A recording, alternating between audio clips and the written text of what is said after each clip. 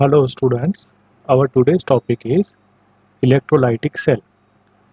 It consists of two copper strips dipped in an aqueous solution of copper sulfate.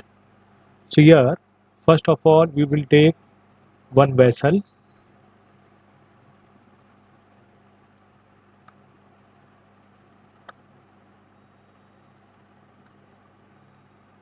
So one electrolytic cell is there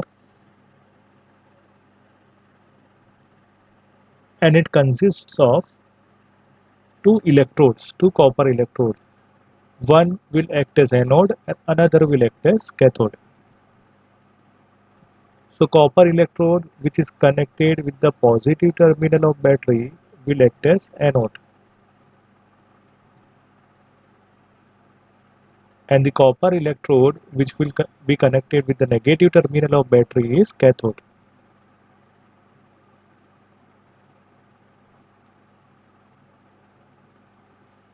And the electrolyte which is taken is copper sulfate solution.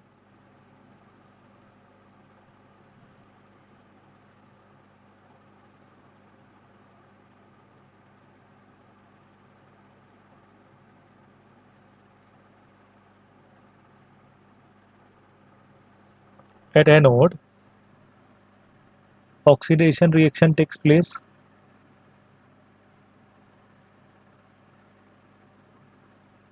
while at cathode, reduction reaction takes place. So here we will see that at anode, copper of the anode will convert into Cu2 plus ions after losing two electrons. So the Cu2 plus ions will go into the solution and the two electrons will go in the external circuit. These two electrons will reach at cathode. Now in the solution, already we have copper and sulfate ions. So copper ion of the solution which are electron deficient will reach at cathode and will accept these two electrons and will form copper atom. So in that way, copper atom will get deposited on the surface of cathode. So here we will see that as the copper of the anode goes into the solution in the form of copper ions, the copper of the anode goes on decreasing and copper at the cathode will go on increasing. So it becomes thicker because of the deposition of copper ions after accepting electrons and formation of copper atom. So copper is dissolved or oxidized at anode and is deposited or reduced at the cathode. Reactions at the two electrodes are: at anode, copper after losing two electrons forms Cu2 plus, and at cathode, Cu2 plus will accept the two electrons to form Cu. Now next is quantitative aspects of electrolysis. So Faraday's laws of electrolysis. So Faraday's first law is the amount of chemical reaction which occurs at any electrode during electrolysis by a current is proportional to the quantity of electricity passed through the electrolytic solution or melt. So that means we will see that during electrolysis, the amount of product or the mass of the product obtained at the electrode, for example over here, copper is getting deposited, okay, so that is the product. So amount of product obtained at the electrode during electrolysis is directly proportional to the quantity of electricity passing through the electrolyte. So here we will see that if we pass more amount of electricity through the solution, okay, electrolytic solution or molten electrolyte, then more amount of product will be formed. Now Faraday's second law is the amount of different substances liberated by the same quantity of electricity passing through the electrolytic solution are proportional to their chemical equivalent weights. So suppose we are passing the same amount of current through different electrolytes for the same time, then the mass of products obtained electrodes is different, and that mass depends upon the equivalent weight of the metal. So suppose we are passing electric current through silver nitrate solution in one beaker, zinc sulfate solution in the second beaker, and copper sulfate solution in the third beaker. Then in that case, the amount of silver, zinc and copper deposited at the different electrodes depend upon their equivalent weight, or we say chemical equivalent weight. So we will see that though we are passing the same amount of current through the three electrolytes, but even then the mass of the product formed at different electrodes is different. So that depend upon the equivalent weight of the metal. So chemical equivalent weight, that is small e, it is nothing but it is the ratio of atomic mass of metal divided by number of electrons required to reduce the cation. So we will see that in case of copper, the reduction reaction is Cu2 plus 2 electrons give Cu. So what will be the equivalent weight of copper? So atomic, that is equal to atomic mass of copper, that is 63.5, divided by number of electrons required to reduce copper, so that is 2. So that will be equal to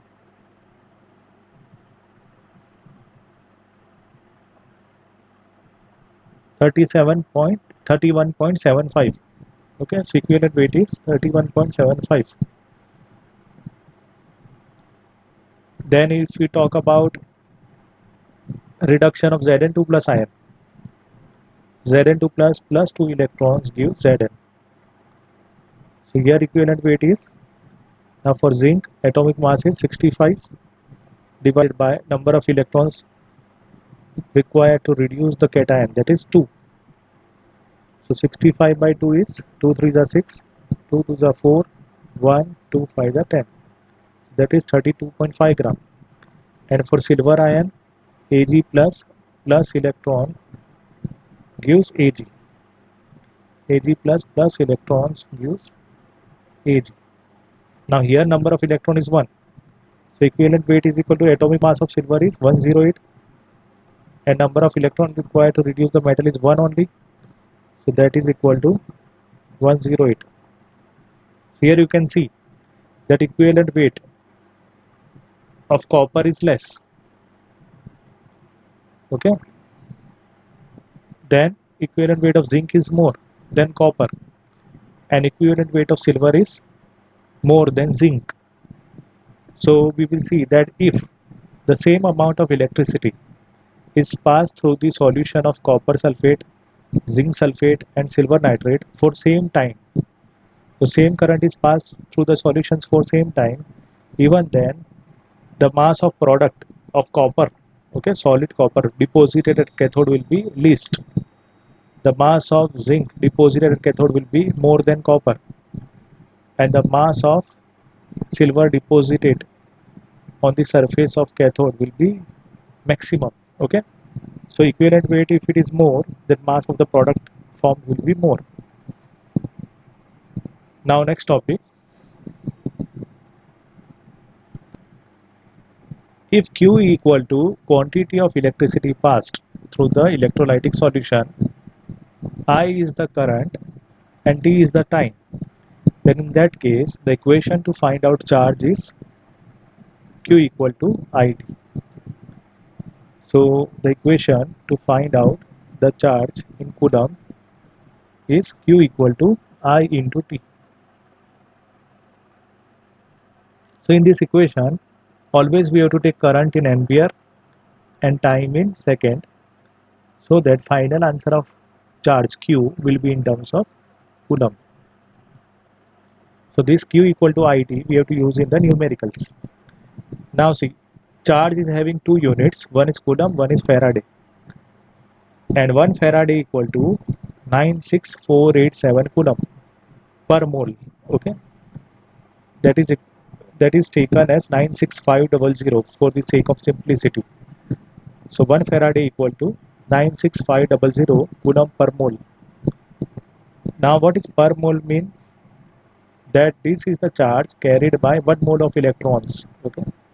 So charge carried by 1 mole of electrons is 1 Faraday. Or we can say that charge carried by 1 mole of electrons is 96500 coulomb. The amount of electricity or charge required for oxidation or reduction depends on the stoichiometry of the electrode reaction. For example, in the reaction Ag plus electrons gives Ag. Here we in the balanced equation we are having 1 mole of electrons. Okay. Now charge. Now we will see that if we are having one electron, if you are having one electron, so number of electron if it is 1, then the charge carried by one electron is 1.6 into 10 raised to minus 19 coulomb.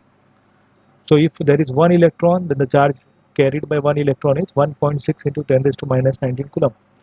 Now if you are having 1 mole of electrons, that means 6.022 into 10 raised to 23 electrons, then what will be the charge carried by them?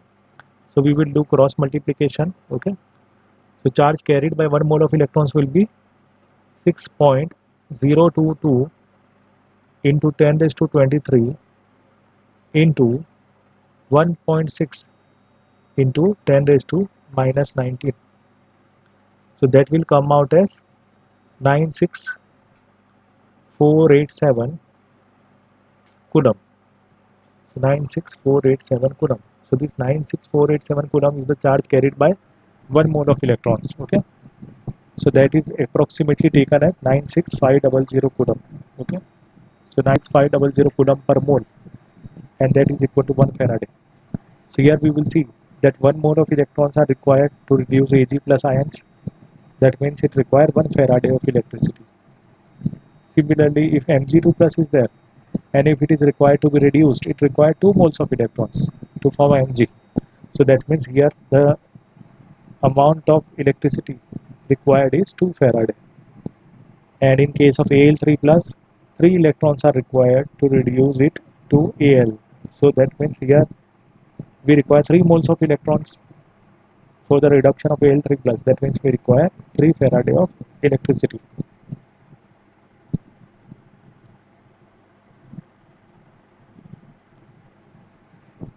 Now next topic is products of electrolysis.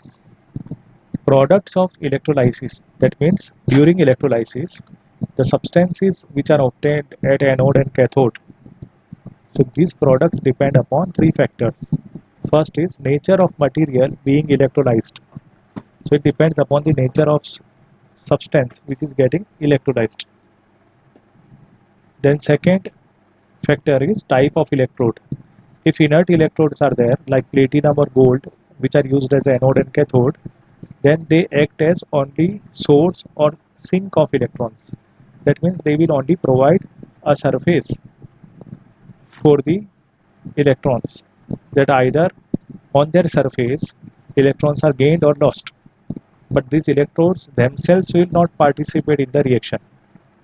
On the other hand, if reactive metals are there as electrodes, then they will participate in the reaction. Therefore, for different type of electrodes, the products of electrolysis may be different. And third factor on which the products of electrolysis depend are different oxidizing and reducing agents present and their standard electrode potentials. So that depends upon the oxidizing and reducing agents which are present in the electrolyte and their standard reduction potentials.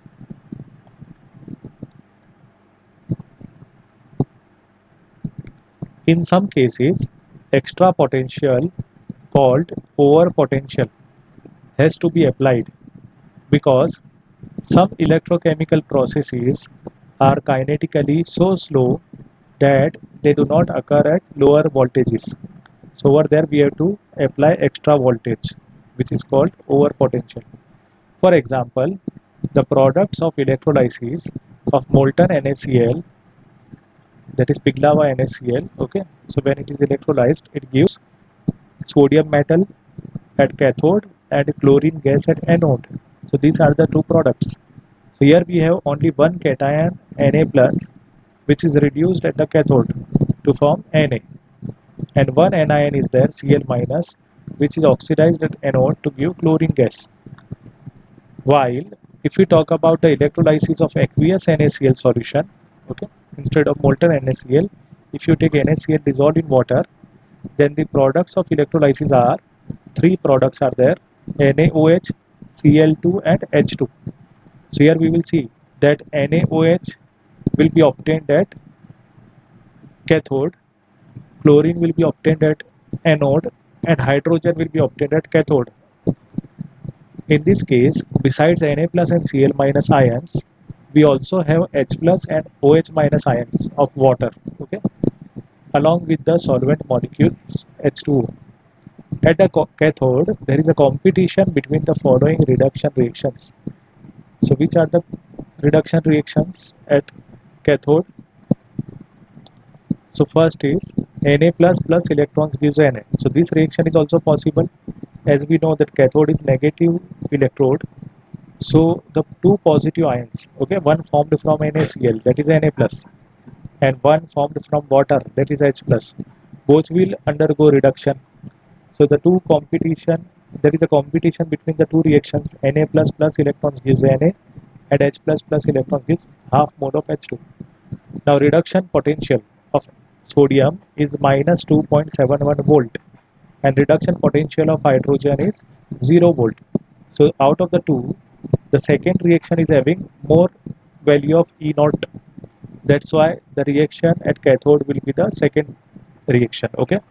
So the reaction which is having more reduction potential is preferred at cathode. So the reaction which will occur at cathode is H plus plus electrons gives half H. So this is equation number 1, and this is the reaction occurring at cathode. Now H plus ion is produced by the dissociation of water. Okay, that is H2O will give H plus and OH minus ions. So let us take it as equation number 2. Therefore, the net reaction at cathode will be the sum of 1 and 2. So when you add the two reaction, that is 1 and 2, we will get H2O plus electron gives half H2 plus OH minus. Now at anode, the following oxidation reactions are possible. Now at anode is positive electrode, so negative ion will attract to it. So from sodium chloride, Cl minus will attract at anode, and after losing electron, it will form half mole of Cl2. Now at anode, oxidation of water is also possible. Water when undergo oxidation, it forms O2 and H plus and electrons. Now the oxidation, now we will see that these are oxidation potentials. Okay, so here we will see that oxidation potential of the first reaction is 1.36 volt, and the oxidation potential of second reaction is 1.23 volt. Now at anode, the reaction with lower value of E naught is preferred. Okay, now lower value of E naught is 1.23 volt, so that is preferred. So that means the reaction 4 should take place at anode, and therefore water should get oxidized in preference to Cl minus. However, on account of overpotential of oxygen, here we will see that in the fourth reaction, already 1.23 volt is there E naught cell. Now due to the formation of O2 gas, some potential is added into this value, and as a result, the value of E naught cell of the reaction 4 will become greater than 1.36. Okay, so 1.23 is already there. Now due to the formation of O2, some more potential is added, and finally the potential which is extra potential, which is given by oxygen gas, that is known as over potential. So due to that over potential, the value of E naught cell will become more than 1.36. So in that case, we will see that 1.36 will be less, and so the reaction 3 will take place at anode. So that's why here reaction 3 is preferred.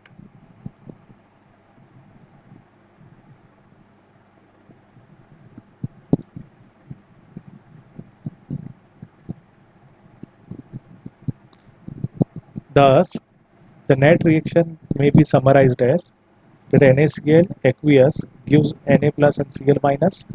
Now at cathode, reduction of water will take place to form hydrogen and OH minus, and at anode, chloride ion will oxidize to form chlorine and electron.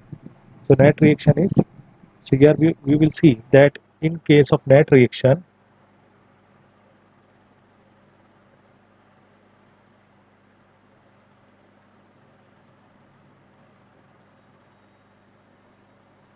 one electron will be cancelled. Okay, so we are remaining with Cl minus. Now Cl minus can be written as NaCl. Okay, so NaCl plus H2O gives half Cl2 plus half H2 plus OH minus and Na plus. So we have to just introduce Na plus on both the sides. Okay, so this is the overall reaction. NaCl plus H2O gives Na plus plus OH minus plus half H2 plus half Cl2. So we are having four products. One is sodium hydroxide, second is hydrogen, and third is chlorine. So these are the three products. Now during the electrolysis of sulfuric acid, the following processes are possible at anode. So during the electrolysis of sulfuric acid, these two reactions are possible at anode. Okay, either oxidation of water is possible at anode or oxidation of sulfate ion is possible. If water undergo oxidation, the balanced equation will be 2H2O gives O2 plus 4H plus 4 electrons, and E naught cell is 1.23 volt. So there is a any one of the two reactions is possible at anode. The second possible reaction is 2 times SO42 minus, that is sulfate ion, gives per sulfate ion, that is S2OA2 minus ions after losing 2 electrons. And for the second reaction, E naught cell is 1.96 volt. Now we have to remember that for dilute sulfuric acid, as the amount of sulfuric acid is very less, so in that case oxidation of water will take place. Okay, so that means for dilute sulfuric acid, if it is taken as an electrolyte, then the reaction 5 is preferred at anode.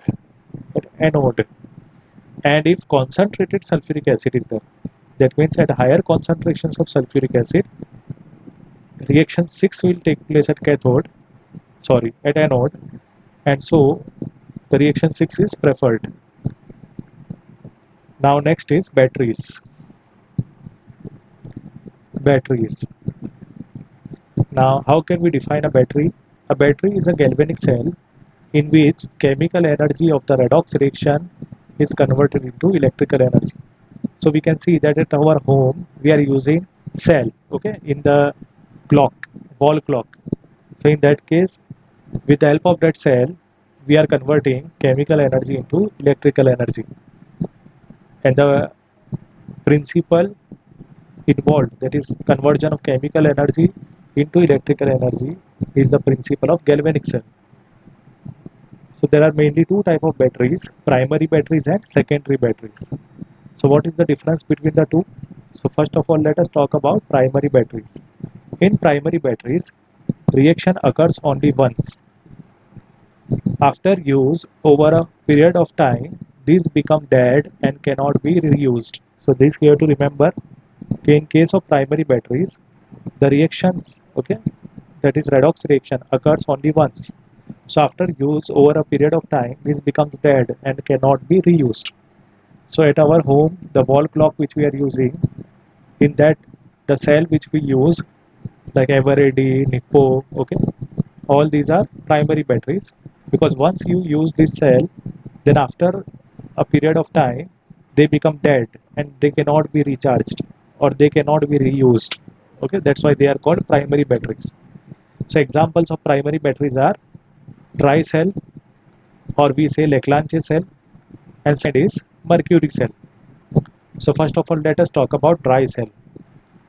So whatever pencil cell we use in the clock, they are dry cell. Okay. So we have to remember this diagram. You may have to draw this in the exam. So in dry cell, if you can see the longitudinal section of the dry cell. At the center we are having carbon rod which will act as cathode. Now surrounding the cathode a mixture is there, and this is a paste of manganese dioxide, that is MnO2, carbon black and ammonium chloride paste. And this mixture of the paste is an electrolyte. It is an electrolyte. Okay. So carbon rod is the cathode. Mixture of MnO2, carbon black and ammonium chloride is a electrolyte, and the outer container which is made up of zinc, okay, that is zinc cup, that is acting as anode. And we know that in case of elect electrochemical cell or galvanic cell, always cathode is positive. Okay, so cathode is positive. So that's why you will see that over here cathode is positive.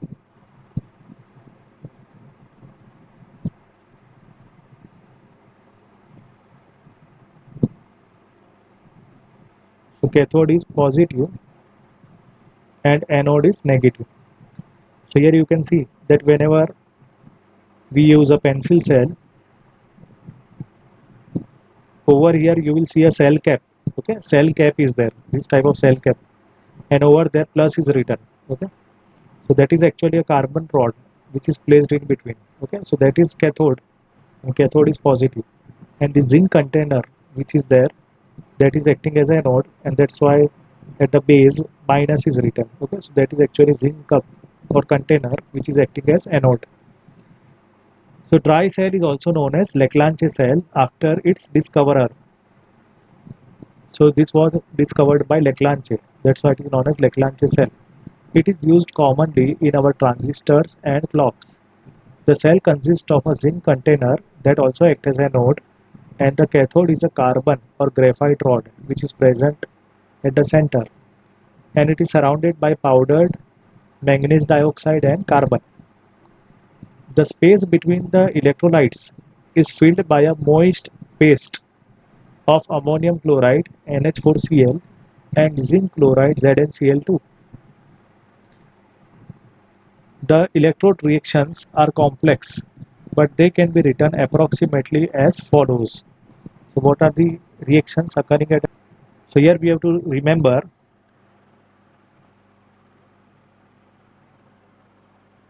so this cell can also be drawn like this in the exam.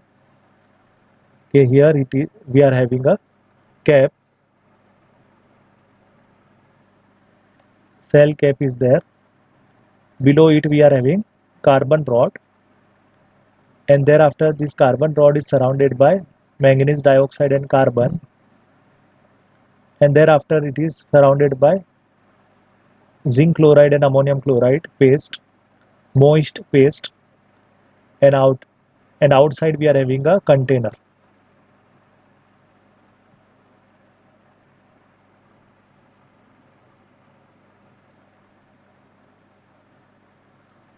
So here we are having carbon rod which is acting as cathode. Then here we are having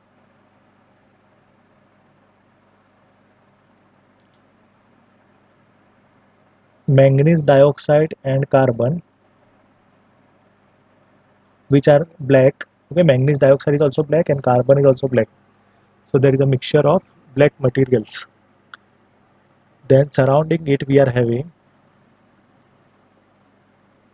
a paste of zinc chloride and ammonium chloride.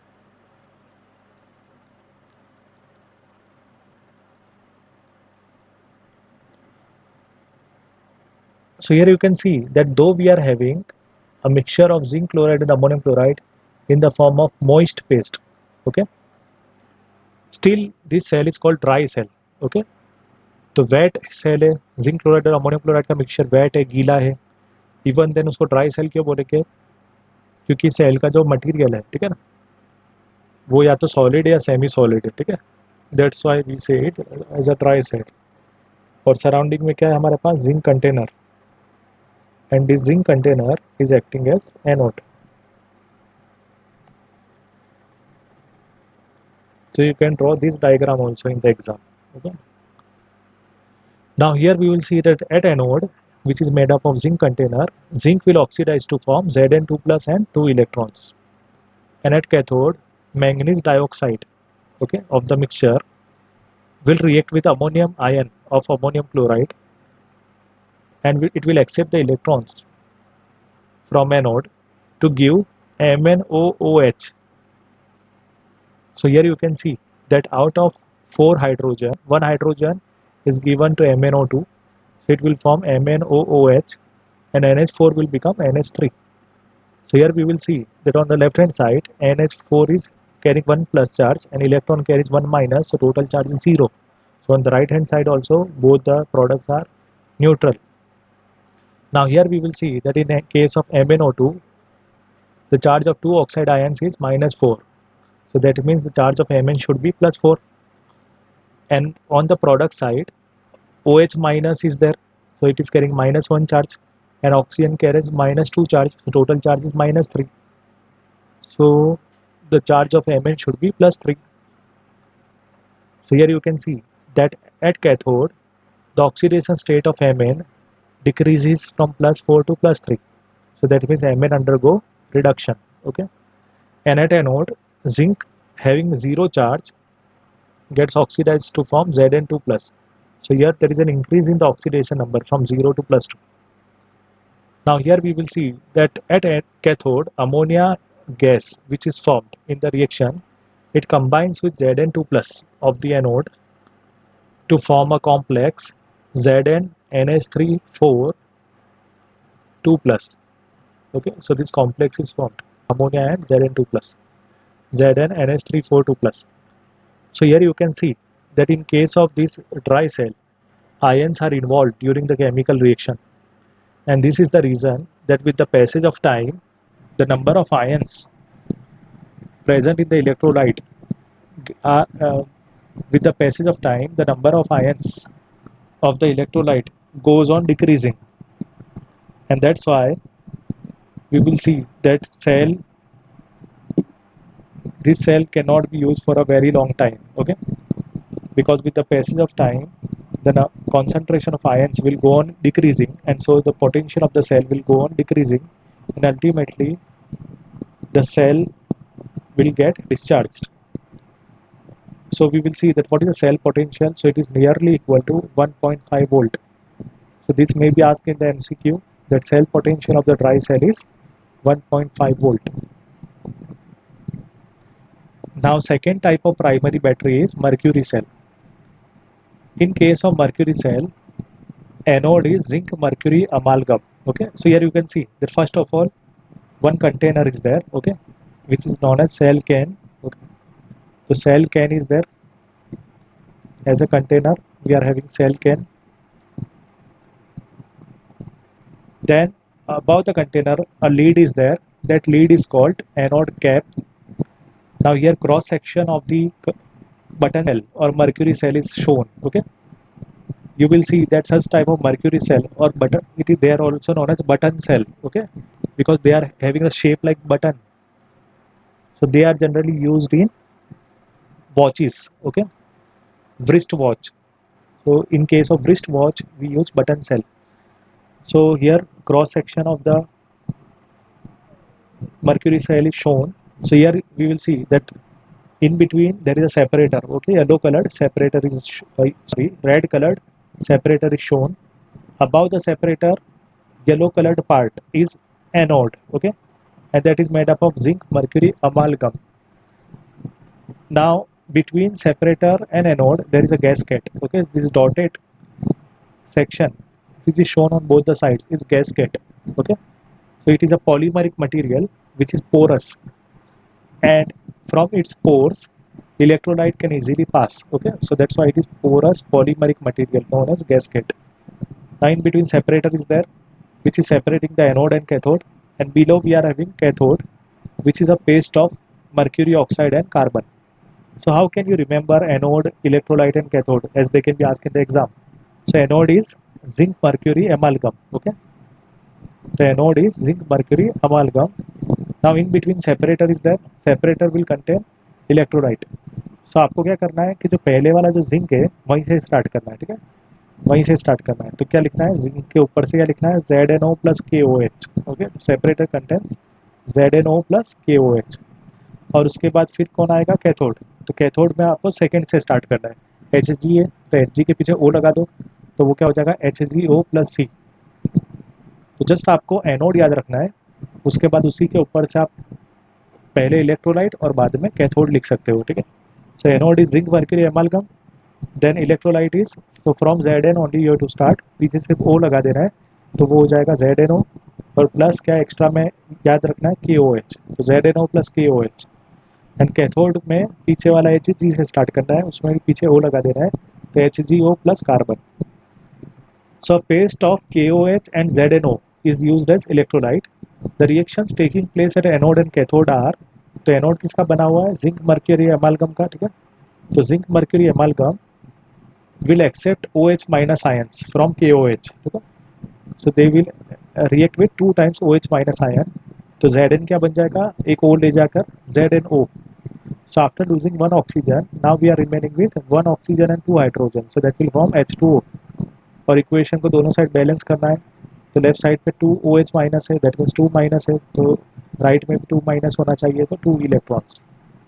और दूसरा आपको याद रखना है कि mercury जो bracket में लिखा है उसको बैलेंस करने की ज़रूरत नहीं है, ठीक है, तो दोनों साइड पे लिखने की ज़रूरत नहीं है, वो सिर्फ लेफ्ट में ब्रैकेट में लिखना है।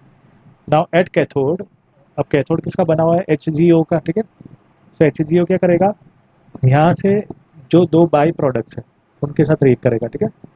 तो HgO किसके साथ रिएक्ट करेगा, H2O के साथ और 2 इलेक्ट्रॉन्स के साथ। So finally HgO after losing one oxygen will form Hg, ठीक है। तो HgO क्या बन जाएगा, Hg। अब हमारे पास क्या बच गया है, one oxygen and one oxygen, 2 oxygen and 2 hydrogen and 2 electrons. तो सबको मिलाकर एक साथ क्या बन जाएगा, 2 OH माइनस, ठीक है। So what will be the overall reaction, H2O cancelled, 2 electrons cancelled, 2OH minus 2OH minus cancelled. So what we will get, zinc mercury amalgam plus HgO gives ZnO plus Hg. So this is the overall reaction.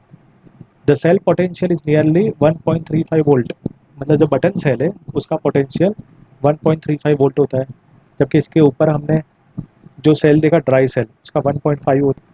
इसका मतलब कि 1.5 volt ज़्यादा है, इसीलिए वो clock में use होता है, ठीक है, या बड़े वाले टॉयज़ में यूज़ होता है, जबकि बटन सेल जो है वो वॉचेस या स्मॉल डिवाइसेस में यूज़ कर सकते हैं, जैसे कि वॉच हो गया, उसके बाद ऑडियो डिवाइसेस हो गया, ठीक है। तो उसमें सेल पोटेंशियल लेस चाहिए, तो इसलिए वहाँ बटन सेल यूज़ करेंगे, विच इज का पोटेंशियल ऑफ 1.35 वोल्ट। अब यहाँ एक चीज़ याद रखने की ज़रूरत है कि इसका पोटेंशियल वैसे तो लेस है, लेकिन बटन सेल जो है उसकी जो लाइफ होती है वो ड्राई सेल से ज़्यादा होती है, ठीक है। So button cells are having more life as compared to dry cell.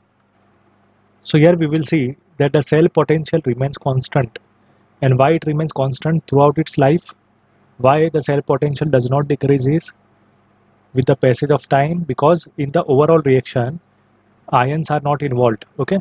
So that's why the concentration of solution does not change with time, and that's why the potential remains constant. But it is also primary cell, that's why it also has short life, okay, but its life is more as compared to dry cell. Now let us talk about secondary batteries. Secondary batteries are those which can be recharged again and again by passing current through them in the opposite direction, okay. So just like in case of galvanic cell, once the potential of cell becomes zero, we can again recharge the cell by reversing the direction of the current. In the same way here also, by reversing the direction of current, we can recharge the secondary batteries, so they are reusable. Examples of secondary batteries are lead storage battery and nickel cadmium storage battery. So first is lead storage battery. In case of where these lead storage batteries are generally used, so they are commonly used in automobiles, okay, in vehicles and in as inverters. Here anode is lead while cathode is a grid of lead packed with PbO2, and the electrolyte is 38% solution of H2SO4. So in the exam, if you have to draw this, you can also draw it like this. That first of all, we are having an electrolyte in a container that is 38% sulfuric acid. So here you are having a container, in that we are having 38% sulfuric acid solution, aqueous solution of sulfuric acid. Now here anode is Pb, lead. Okay, lead is used as anode. So lead is anode.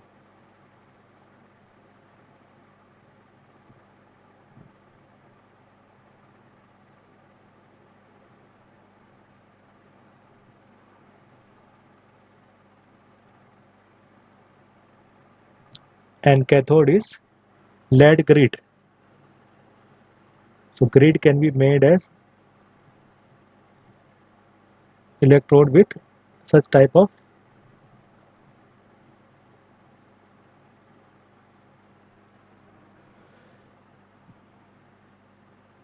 net like structure. Okay, you can make such type of net like structure, and in between PbO2 is there. So in between, wherever empty spaces are there, over there PbO2 is there. Okay, so we are having a lead grid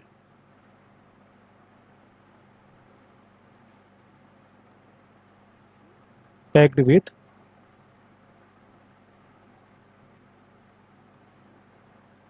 PbO2, and this grid packed with PbO2 is acting as cathode.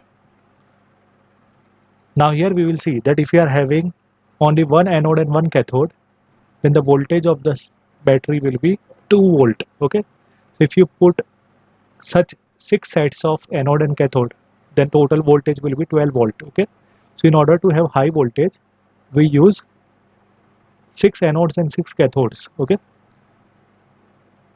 so here, as we are not having that much space, we will draw 3 sets of anode and cathode, and these anodes and cathodes are placed alternately. Okay, like anode is there, then cathode is there, then again Pb anode is there over here, then again lead packed with PbO2 is there, which is a cathode, then again anode, then again cathode, like that. Okay, and thereafter all the anodes are connected together, and they will act as a negative end of the battery. Okay, because anode is negative in case of galvanic cell, and all the cathodes are connected with each other, and they will form a positive end of the battery. So using this battery, we can operate automobiles, okay, vehicles, four-wheelers such as car. Okay, so here we will see that with the passage of time, the concentration of sulfuric acid goes on decreasing. So what is the reaction occurring at anode?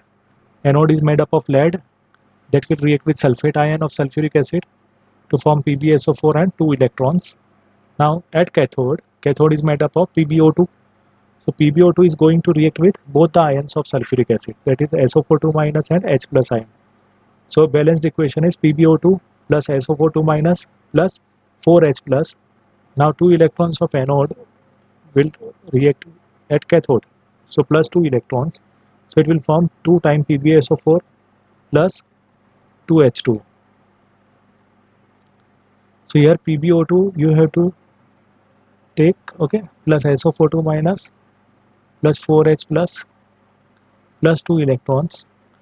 So that will not form 2 PbSO4. Okay, here it will be only 1 PbSO4. Here there will be only 1 PbSO4 in cathode.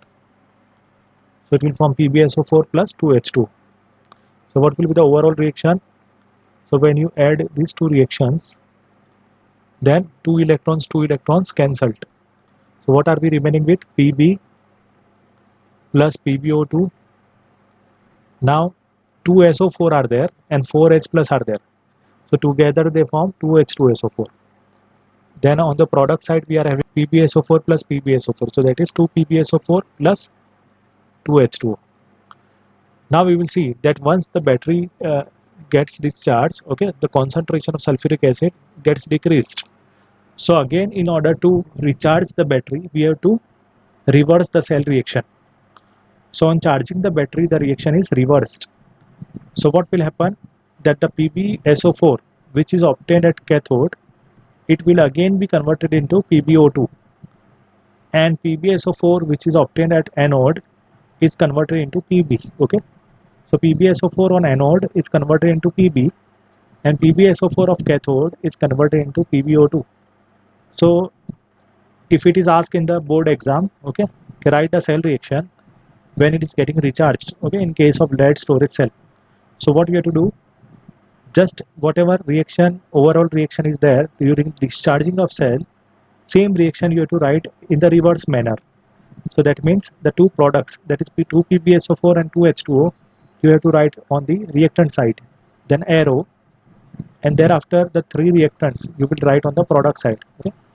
So gives Pb plus PbO2 plus 2H2SO4.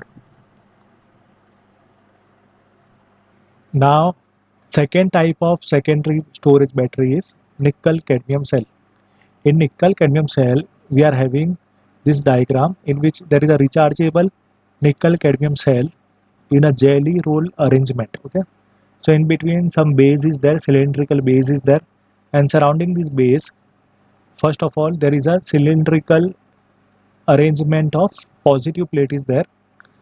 Okay, thereafter a separator is there, which is soaked with electrolyte, and thereafter negative plate is there. Then again separator is there, then positive plate, then separator, then negative plate. So in that way, they are arranged in the cylindrical manner. Okay, so cylindrical layers are there, and there are several layers, concentric layers are there, one above the other.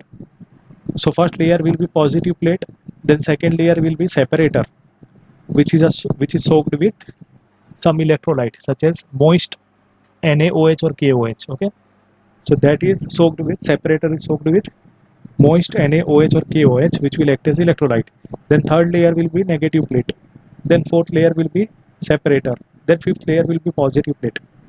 So again and again these three layers will be alternately arranged. Okay,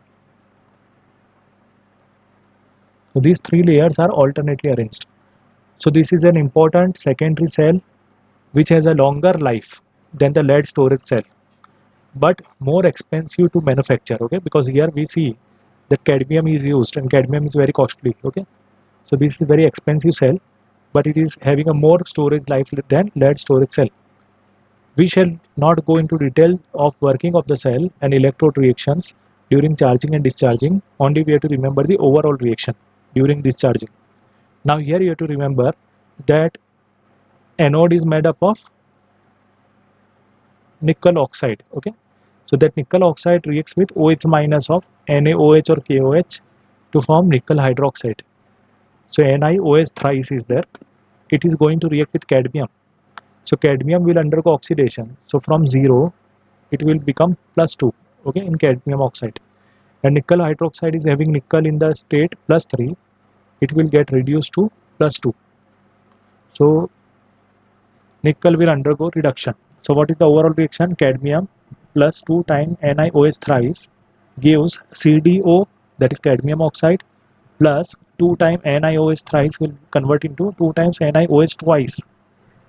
So we will see that 2 3s are 6 OH are there, and here 2 2s are 4 OH are there. So that means 2 OH are removed. Out of 2 OH, 1 O is given to cadmium. Okay, so now we are remaining with 1 O and 2 H. So it will form H2. So this is the overall reaction. Now here we will see that what is the advantage of using nickel cadmium cell. So in CBSE board, generally value based questions are also asked. Okay, so such question may be there. Okay, why nickel cadmium storage cell is more preferred as compared to lead storage cell? So we will see that nickel cadmium storage cell is expensive as compared to lead storage cell. Even then, why this cell is more preferred? So there are two advantages of using nickel cadmium storage cell. First is, in this cell lead is not used, so that's why lead poisoning cannot take place because lead is poisonous. Okay, so after the use of this cell, if you throw it in the water body, then that lead will lead to lead poisoning in water. Okay, but if you are using a nickel cadmium storage cell, so environmental pollution will not be there. And second advantage of using this cell is that this storage cell is having more life, longer life as compared to lead storage cell. So these are the two advantages of using this cell. Now next is fuel cell. Fuel cells are galvanic cells in which the energy of combustion of fuel is directly converted into electrical energy. Fuel used in fuel cell are hydrogen, methane, methanol, etc. So here there is one fuel cell in which the fuels used are hydrogen and oxygen. So here we will see that this is the diagram of the fuel cell. At the center there is an aqueous electrolyte. Okay, so there may be aqueous NaOH or aqueous KOH solution which is used as electrolyte in between. Now on the two sides of electrolyte, anode and cathode are there. So here anode is negative and cathode is positive. Then from the end of the anode, okay, from left hand side, hydrogen is introduced at anode, and from the right hand side, oxygen is introduced at cathode. Now anode and cathode are actually porous carbon electrodes. Okay, they are carbon electrodes which are porous, and inside the pores of these carbon electrodes, finely divided platinum or palladium is filled. Okay, so porous carbon electrodes are there in which finely divided platinum or palladium are filled, and this platinum or palladium inside the carbon electrodes will behave as a catalyst, means they will increase the rate of reaction. Now hydrogen is introduced from left hand side on the anode, and oxygen is introduced from right hand side at the cathode. So this hydrogen and oxygen will pass through the anode and cathode, and thereafter at the center they will react with each other to form water. Okay, so here we will see that the final product is H2O. So what are the electrode cell reactions? At anode, hydrogen reacts with OH minus of NaOH or KOH. Okay, that is the electrolyte, and will form water plus electrons. And at cathode, oxygen is going to react with water along with 4 electrons of anode to form 4 OH minus. So what will be the overall reaction?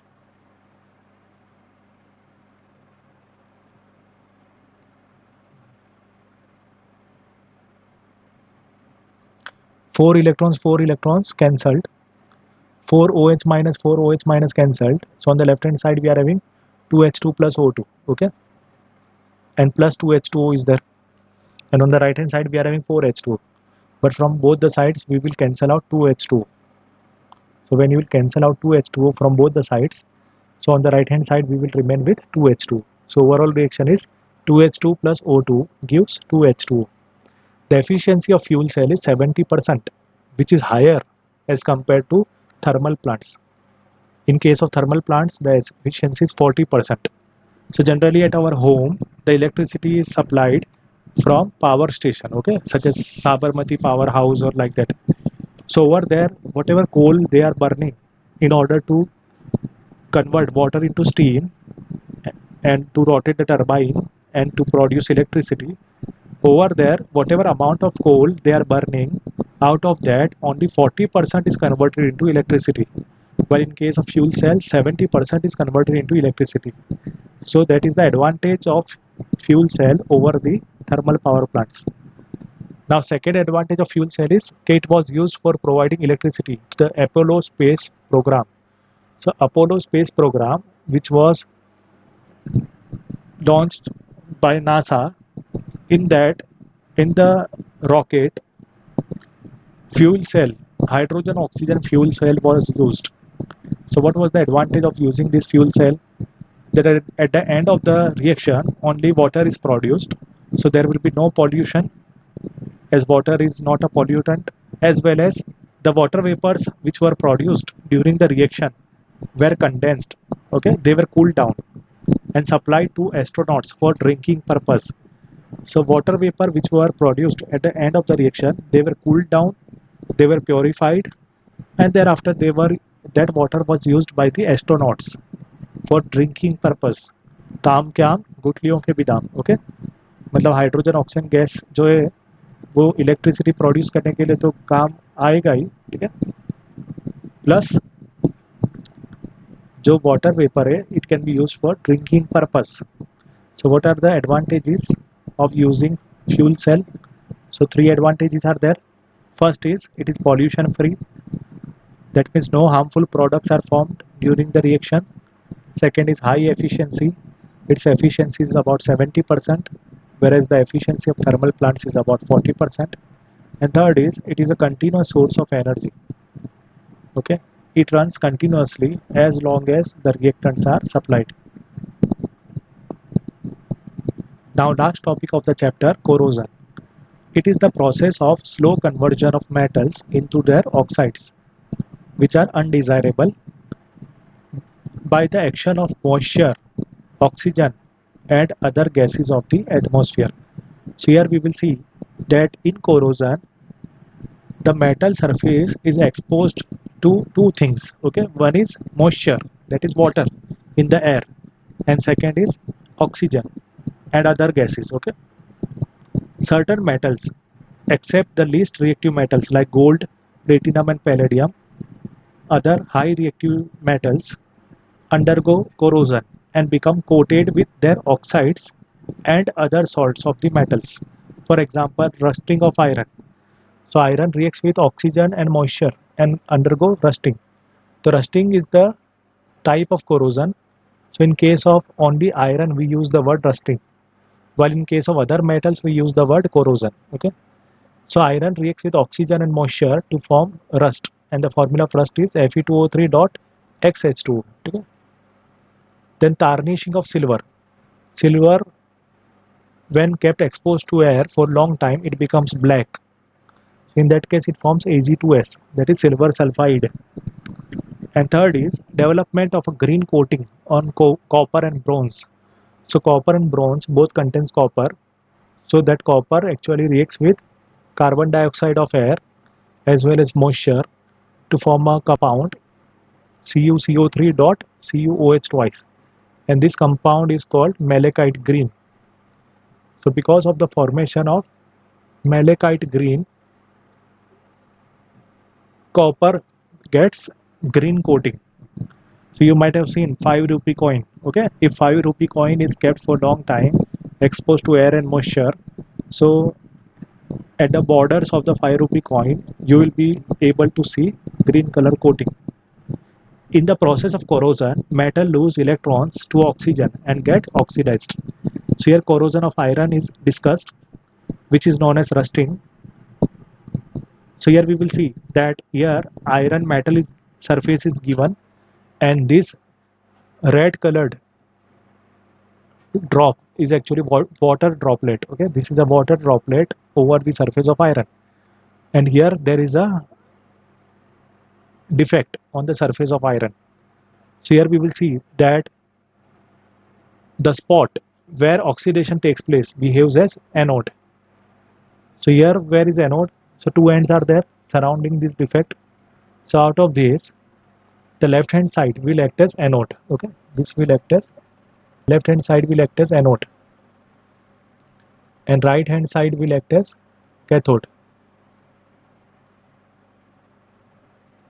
So at anode, the 2Fe will lose 2 electrons to form 2Fe2 plus. Okay, so 2Fe will lose 2 electrons. That means totally 2 electron plus 2 electron is 4 electrons to form 2Fe2 plus. And the reduction potential of this reaction at anode is minus 0.44 volt. So here we can see that at anode 2Fe2 plus are formed and 4 electrons are formed. Now these 4 electrons are passed through to cathode. Okay? So these 4 electrons are passed to cathode. So the electrons released at the anodic spot move through the metal and reduce oxygen at the another spot in the presence of H plus ion. So these 4 electrons will react with oxygen of the atmosphere in the presence of H plus ion to form 2H2O. So reaction at cathode is O2 plus 4H plus 4 electrons gives 2H2O, and the reduction potential of this reaction is 1.23 volt. Now from where these H plus ions are available, okay, for the reaction at cathode? H plus ion कहाँ से आया? So you have to remember that these H plus ions are actually produced by the reaction of carbon dioxide of atmosphere with water.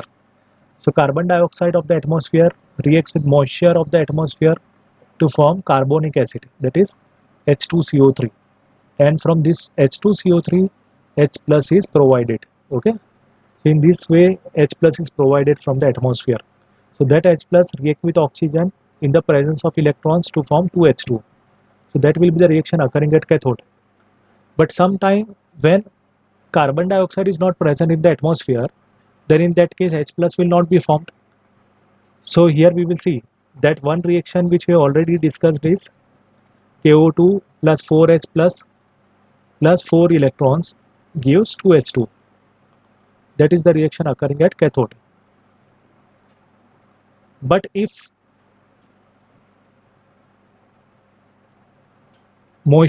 carbon dioxide is not there in the atmosphere, so in that case H plus will not be formed, and so this reaction will not take place. So in that case, what will be the reaction? Alternate reaction at cathode. The oxygen is there. If H plus is not present, then in that case it will react with water of the atmosphere, that is moisture, in the presence of 4 electrons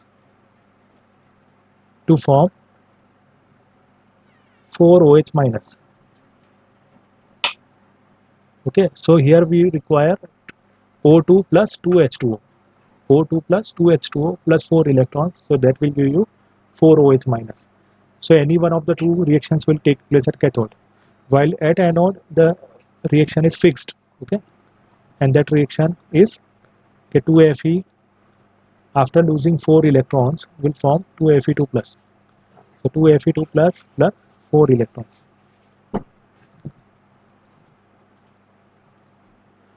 Now we will see that this Fe2 plus finally reacts with oxygen. Okay, this Fe2 plus of anode finally reacts with oxygen to form Fe2O3, which we say rust. Okay. So finally what happens? Finally that Fe2 plus of the anode reacts with oxygen of the atmosphere in the presence of water to form Fe2O3, that is rust, along with H plus ion. And this Fe2 plus will react with X moles of H2O. So number of H2O is not fixed in the formula of rust. So that's why the formula of rust is Fe2O3 dot XH2. Okay, that is called hydrated ferric oxide, or we say rust. Now prevention of corrosion. So preventing the surface of a metal from coming in contact with atmosphere is required to prevent corrosion. That can be done by protecting the surface with paint or chemicals such as bisphenol. So in that case what will happen? That metal surface will be coated with paint or bisphenol, which is one of the chemicals. So that will protect the surface of metal from coming in contact with the atmosphere. And second thing which you can do is by converting the surface of covering the surface of metal with other metals such as tin, zinc or magnesium. These are the two ways by which the corrosion can be prevented. Now next is hydrogen economy. So in hydrogen economy we use hydrogen as a renewable and non-polluting source of energy. So here the chapter is completed.